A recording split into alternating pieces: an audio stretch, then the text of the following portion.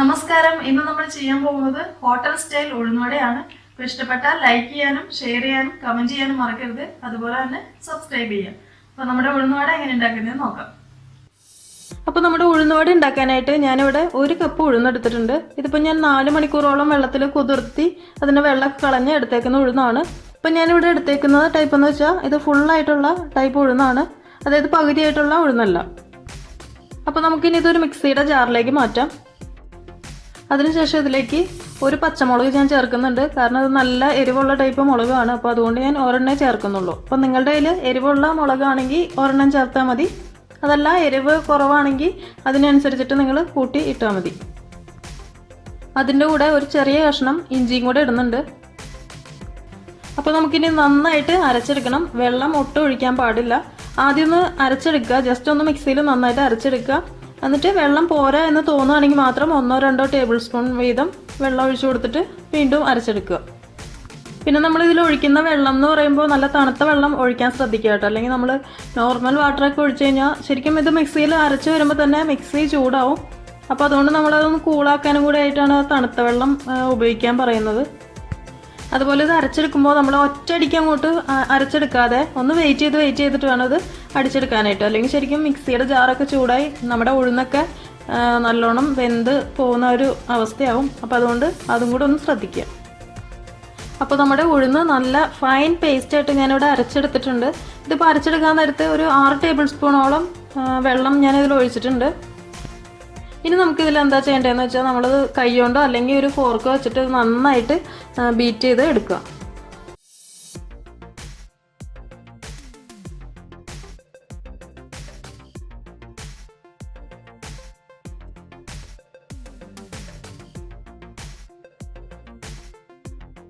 അപ്പോൾ നമ്മുടെ ഉഴുന്ന് നന്നായിട്ട് ബീറ്റ് ചെയ്ത് എടുത്തിട്ടുണ്ട്. ഇനി ഇതിലേക്ക് നമുക്കൊരു 1/4 ടീസ്പൂണോളം ബേക്കിംഗ് സോഡ ചേർത്ത് കൊടുക്കാം.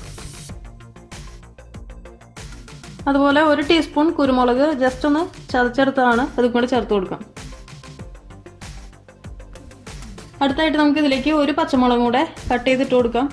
ഞാൻ നേരത്തെ അരച്ചപ്പോൾ ഒരു പച്ചമുളക് ഇട്ടതാണ്, അപ്പോൾ ഒരെണ്ണം കൂടെ കട്ട് ചെയ്തിട്ട് കൊടുക്കാം. അതിൻ്റെ കൂടെ കുറച്ച് കറിവേപ്പിലയും കൂടെ ചെറുതായിട്ട് കട്ട് ചെയ്ത് ഇട്ട് കൊടുക്കാം.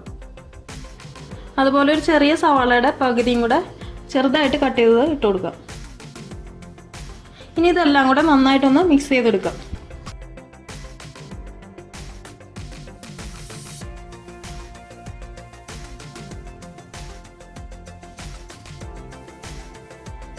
ഇനിയിപ്പോൾ ഇതിൽ ചേർക്കാനുള്ളത് ഉപ്പും അരിപ്പൊടിയാണ്. അരിപ്പൊടി എന്ന് പറയുമ്പോൾ നമ്മളത് ക്രിസ്പി ആയിട്ട് ഇരിക്കാൻ വേണ്ടിയിട്ടാണ് അരിപ്പൊടി ചേർക്കുന്നത്. അപ്പോൾ ഇതിപ്പോൾ ഒരു 10 മിനിറ്റ് ഒന്ന് റെസ്റ്റ് ചെയ്യാൻ വെച്ചതിന് ശേഷം നമുക്ക് അരിപ്പൊടി ഉപ്പും ചേർത്തിട്ട് എണ്ണയിലിട്ട് ഫ്രൈ ചെയ്തെടുക്കാം. അപ്പോൾ നമ്മുടെ മാവ് ഇവിടെ റെസ്റ്റ് ചെയ്യാൻ വെച്ചിട്ട് 10 മിനിറ്റ് കഴിഞ്ഞു. ഇനി നമുക്കിതിലേക്ക് അരിപ്പൊടി ചേർത്ത് കൊടുക്കാം. അപ്പോൾ ഞാനിവിടെ ഒരു 1.5 ടേബിൾ സ്പൂണോളം അരിപ്പൊടിയിലേക്ക് ഇട്ട് കൊടുക്കാം. അതുപോലെ ഇതിലേക്ക് ഒരു 1/4 ടീസ്പൂൺ കായം പൊടിച്ചതും കൂടെ വേണം, ഞാൻ നേരത്തെ പറയാൻ വിട്ടുപോയതാണ്.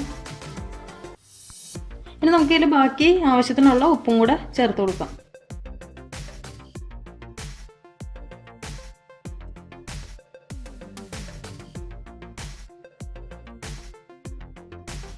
അപ്പോൾ നമ്മുടെ ഉഴുന്നുവടയ്ക്കുള്ള മാവ് റെഡി ആയിട്ടുണ്ട്. ഇനി നമുക്ക് ഓയിൽ ചൂടാക്കിയിട്ടത് വറുത്തെടുക്കാം.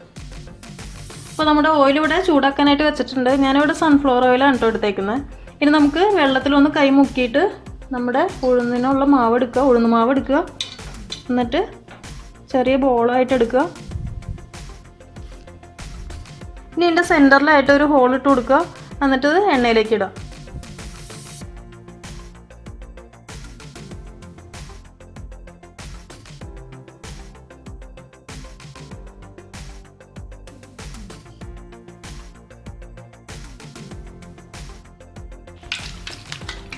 തീയപ്പോൾ മീഡിയം ഫ്ലെയിമിൽ വേണം വയ്ക്കാനായിട്ട്.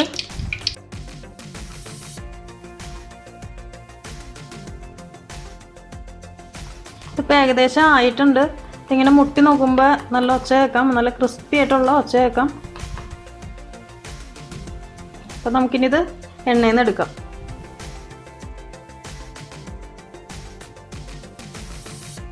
അപ്പോൾ ബാക്കിയിരിക്കുന്ന മാവും ഇതുപോലെ തന്നെ ചെയ്യാം.